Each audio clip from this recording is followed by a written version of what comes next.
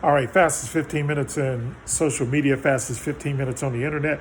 And my name is Judson Powell. I'd like to start off this particular episode by apologizing for not being around for a little while, but I'm underway, like starting this brand new network. It's called Capri. It's spelled Kheprii. So Kheprii, and it's Capri television network, and it's over the Roku. It's over the Roku network. So it's one of the networks on the Roku network. So please plug it into your smart TV. If you have a smart TV, Roku should be on your smart TV. Mostly all of the manufacturers have a deal with Roku, so you should be able to get it, and it's free. You don't have to pay. You don't have to pay any of these exuberant fees that the dish channels and the cable folks. In fact, if you look at the Motley Fool, the investment guide, it is the fastest growing economic thing right now as far as communications is concerned. So that's like one of the biggest reasons why we got on there. Also, we know that in the future things will be a lot different. So with all of the movement towards, no matter what you think about it, between 4G and 5G and getting higher speed access to different shows and all of that. So that's the future. That's the future. So hopefully we made a wise investment, and our investment will pay off in the future. And speaking of that, I want to talk a little bit about the Olympics, which I did not watch. I literally watched like I think it might have been one night, and it was a recap. It wasn't even live. It was like one of those like recap shows, and I watched that. So I don't think that really counts as watching the Olympics like I used to. Like I used to in the past.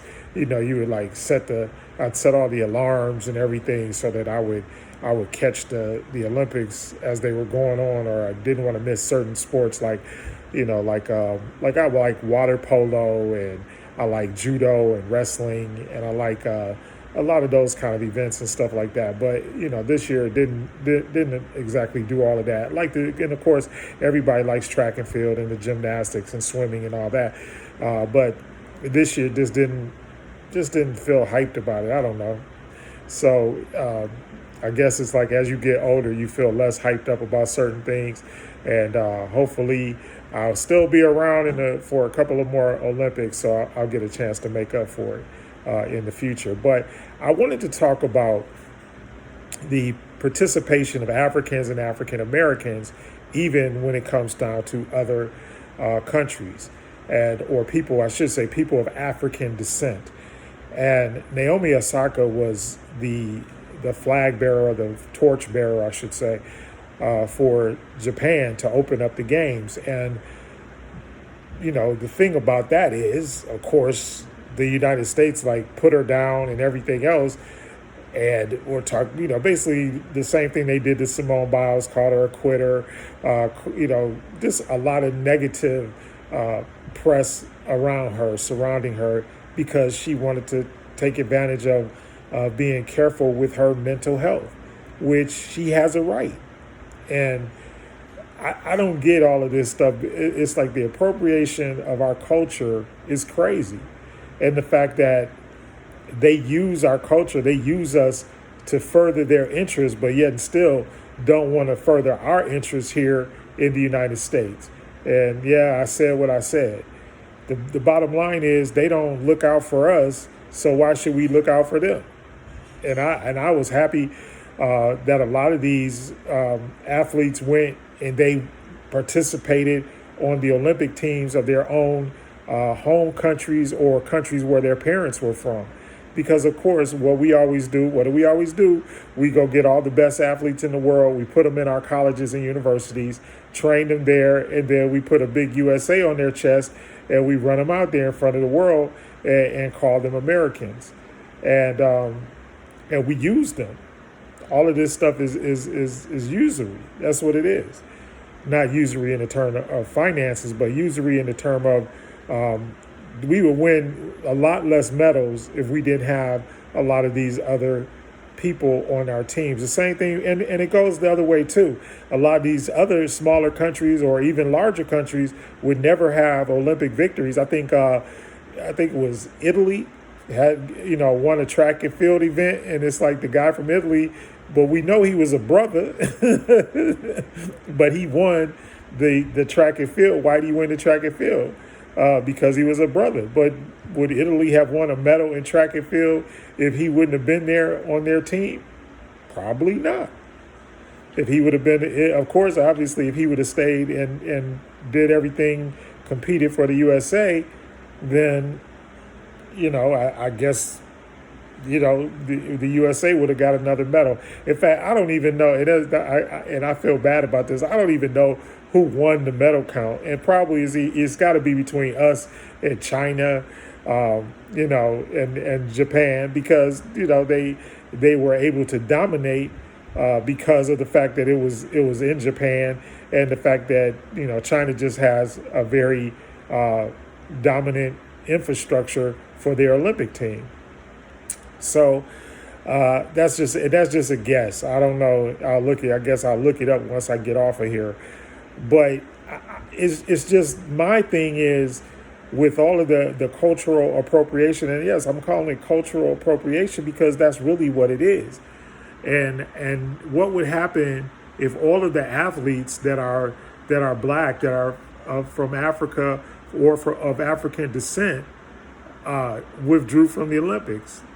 Just think, and that includes countries like Jamaica that is very good in track and field, or so you look at the Eastern African countries, which always fare very well in distance running. So you have to look at these things. What would happen if these teams were not there, or if these athletes were not there? And it put up for a pretty boring Olympics. So it's time that you stop treating us good in order to get us on the Olympic team, but then turn around and we got to face racism, systemic racism, police brutality, all of these things where we're just hanging out, doing our thing or whatever. And that's it's horrible. And I think the latest thing, and once again, I didn't really, I just did a little skimming of headlines, but the latest thing is what? That guy, he's with his real estate agent and his son, and they go into a house, and the next thing you know, the police are on them, like they're criminals. And the neighbor called and said that somebody was breaking into the house next door. And it was just a real estate deal. But what does that show you? That shows you a level of racism.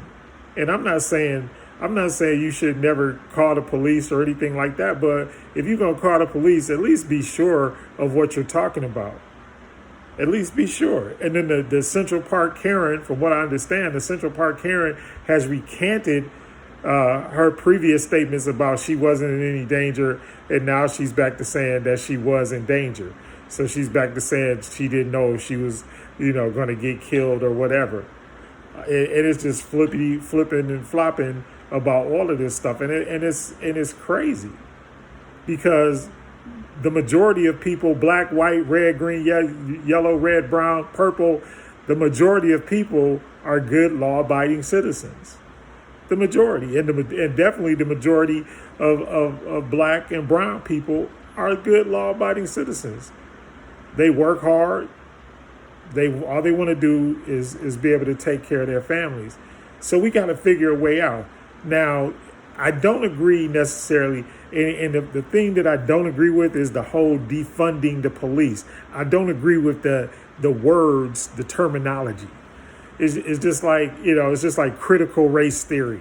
It's like you're putting stuff up there that makes it difficult for people to understand. So I guess that's what I'm looking at. I'm saying, well, defund the police is sort of like it just doesn't make sense for what we're doing. What you have to do is, I believe, you have to train the police, make the qualifications for being a police officer higher, and then make their ongoing training at a different level. Because a lot of these police departments and stuff like that, they don't have that.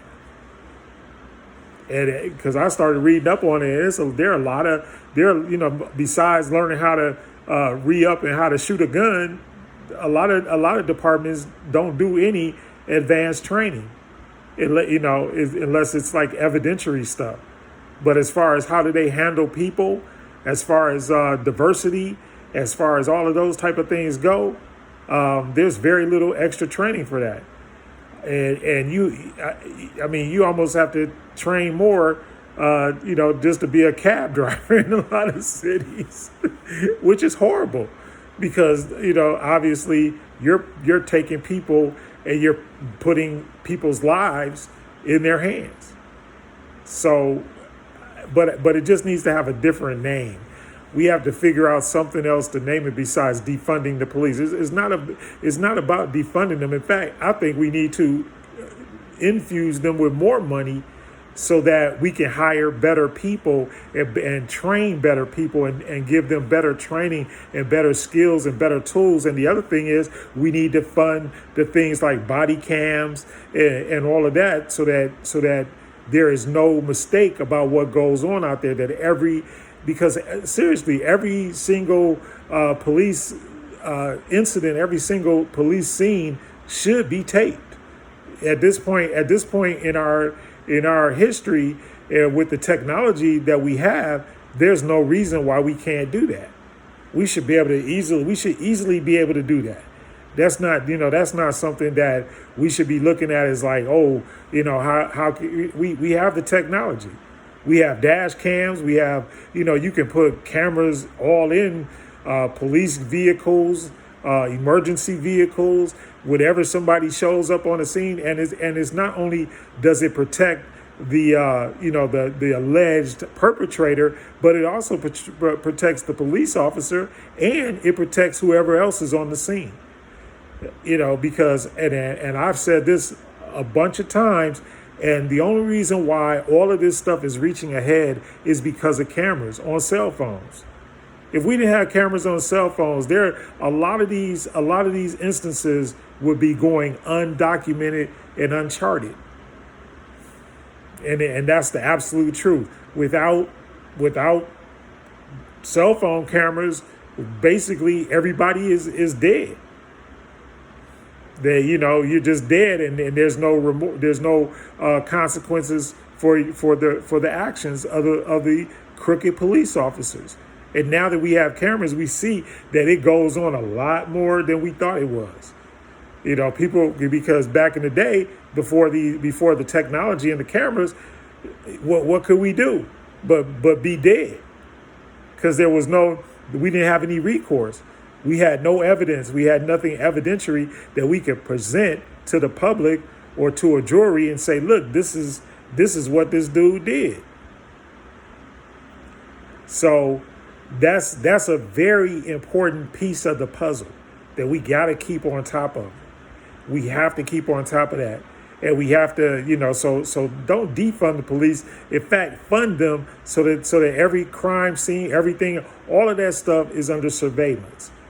Everybody on the scene should have on a body cam, and it should be working. And just like a lot of these police departments, and this is good, what they're doing is, if you don't turn on your body cam, while you're under an investigation, while you're investigating a crime, then they fire you. And that's what needs to be done. That is exactly what needs to be done. Anyway, Fastest 15 Minutes is up. My name is Judson Powell. Please hit the like button. Please hit the subscribe button. Hit all the buttons and hit the notification button. But most of all, hit the love button. And don't forget Capri TV on the Roku network. Capri, KHEPRII, Capri TV on the Roku network. Make sure you put it on your television. Thank you.